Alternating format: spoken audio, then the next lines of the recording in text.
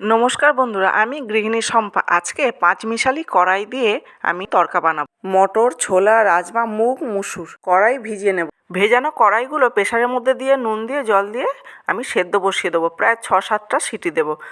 একদম সুসিদ্ধ হয়ে যাবে কড়াইগুলো। একটু হাত দিয়ে চিপে দেখে নেবো।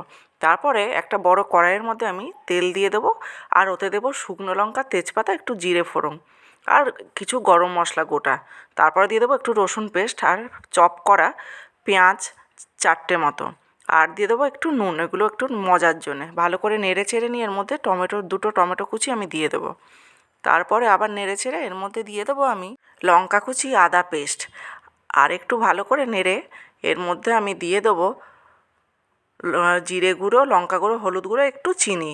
এইগুলো কষিয়ে নিয়ে যখন বেশ সুন্দর কষানো হয়ে যাবে এর মধ্যে অল্প করে কাশ্মীরি লঙ্কার গুঁড়ো দিয়ে দেবো।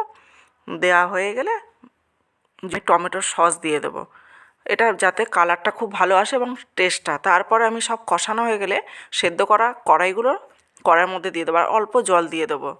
দিয়ে ভালো করে ফুটিয়ে নিয়ে এর মধ্যে আমি দিয়ে দেবো একটু ম্যাগি মশলা আর কিছুটা বাটার, আর সব শেষে আমি দিয়ে দেবো এর মধ্যে ধনেপাতা কুচানো, যাতে দারুণ ফ্লেভার আর টেস্টটা হয়।